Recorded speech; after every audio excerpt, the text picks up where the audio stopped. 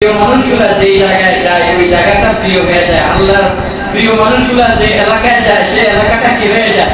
প্রিয় হয়ে যায়। আল্লাহর প্রিয় মানুষগুলা বন জঙ্গলে গেলে সেটা জঙ্গল মঙ্গল হয়ে যায়, তারপরে সাগর পাহাড় হয়ে যায়। ঠিক সেই আল্লাহর বান্দাদের কারণে, আল্লাহর প্রিয় বান্দাদের কারণে আল্লাহ তাআলা এই দুনিয়াটাকে সাজাইছেন, রাখতেছেন। আর কাফের মুশরিক বদজাত বদ্দিন বেঈমানেরা আল্লাহ ভুলা ব্যক্তিরা এদের উসিলা খাইতেছে।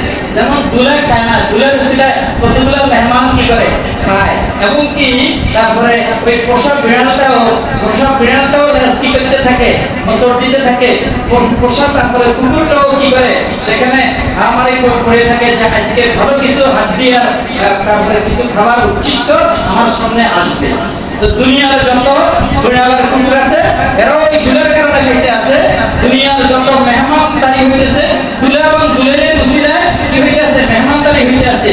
সারা বিশ্বকে রব্বে কারীম চালাইতেছেন একমাত্র তার নেককার সালেহ বান্দাদের কারণে, বান্দীদের কারণে। নেককার বান্দা বান্দীদেরকে আল্লাহ তাআলা নেককার বানাইছেন কার কারণে? নবী রাসূলদের কারণে।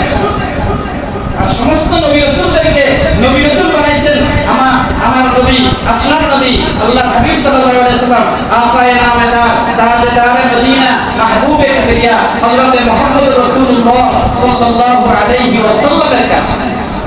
ওনার সম্মানে আদমকে পাঠাইছেন, ওনার সম্মানে মুসা, ঈসা, ইব্রাহিম, ইসমাঈল, নূহ যা আছে, যত নবী আছে সমস্ত নবীদেরকে আল্লাহ রাব্বুল আলামিন একমাত্র তার হাবিবের রিজেকশনে, তার হাবিবের সম্মানে আল্লাহ তাআলা এদেরকে পাঠিয়েছেন। সবার আগে বাবা আদম আলাইহিস সালাম আসছেন, তারপরে তার ছেলেরা আসছেন, শীস আলাইহিস সালাম আসছেন, নূহ আলাইহিস সালাম আসছেন, ইব্রাহিম আলাইহিস সালাম আয়েশা বলতে আমি জাতির পিতা। আমি কার পিতা? জাতির পিতা, মুসলিম জাতির পিতা ইব্রাহিম আলাইহিস সালাম। কারো কোনো হিংসা নাই, তার প্রতি কারো কোনো কি নাই হিংসা। হিন্দুরা কয় আমাদের জাতির পিতা, ইহুদিরা কয় আমাদের জাতির পিতা ইব্রাহিম আলাইহিস সালাম। তারপরে খ্রিস্টানরা বলে আমাদের জাতির পিতা। সকল ধর্মের সবাই ওনাকে জাতির পিতা মানে। আমরা তো নতুন করে জাতির পিতা মানছিলাম।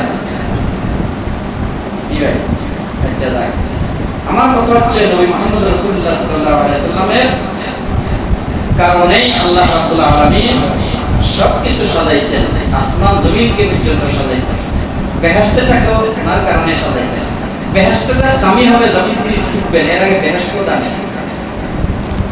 জান্নাতুল ফেরদাউস এত দামি না। কখন দামি হবে? যখন উনি চাবেন, যখন তিনি কি করবেন জান্নাতুল ফেরদাউসে ঢুকবেন, তখন এটা দামি হবে। এখন এটা দামি না, এখন উনি যেখানে শুয়ে আছেন ওইটা দামি। आदम के लिए फख्र ये अली नस्बी है, मक्की मदनी हाशिमी और मुत्तलबी है। खाकी मक्की मदनी हाशिमी और मुत्तलबी है।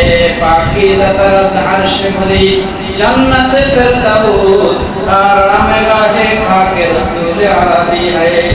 ऐसा रे बैत नबी मुझसे रहे यार, बेकायदा यहाँ जुम्बश रब्बे अदबी है।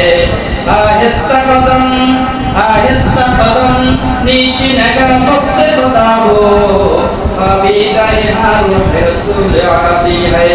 क्या शान है अल्लाह के महबूब नबी का, वो महबूब नबी जो महबूब रहमान है। নবী মুহাম্মদ রাসূলুল্লাহ সাল্লাল্লাহু আলাইহি ওয়াসাল্লাম যখন জগতে এসেছেন, জগতে আসার পর দুনিয়ার যত ধর্ম কর্ম আছে, দুনিয়ার যত ইজম আছে, সমস্ত ইজম বাতিল ঘোষণা করা হয়েছে।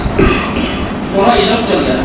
যারা চালাইতেছে জোরপূর্বক চালাইতেছে, জুলুম করতেছে, জুলুম আছে।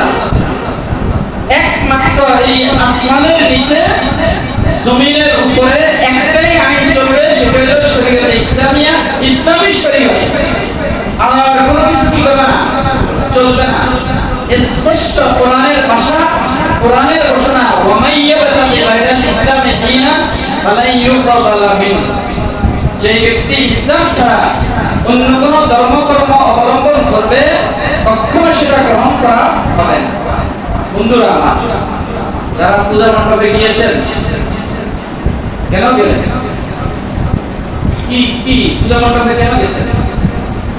তারা যে খাবারটা খাওয়াইছে ওই খাবারের মধ্যে সন্দেহ আছে। আমাদের মুরব্বী দারুল উলুম দেওবন্দের শেখুল হাদিস হযরত সাইদ আহমদ ফারুকুরি রাহমাতুল্লাহ আলাইহি তিনি বলেন যে দেওবন্দ মাদ্রাসার সামনে একটা হিন্দু দাদার একটা পানের দোকান আছে। তো পানের দোকানের মধ্যে বিভিন্ন রকমারি মশলা আছে, সেখানে চুন আছে, খয়ের আছে, সেখানে তারপরে কালো জিরা আছে, অনেক ধরনের মশলা আছে। প্রতিদিন ওনার কাছ থেকে পান খাইতাম। দারুল উলুম দেওবন্দের শাইখুল হাদিস এখান থেকে পান খায়, সবার কাছে এটা প্রসিদ্ধ হয়ে গেছে। তাই এই দোকানটা সবাই প্রিয় দোকান।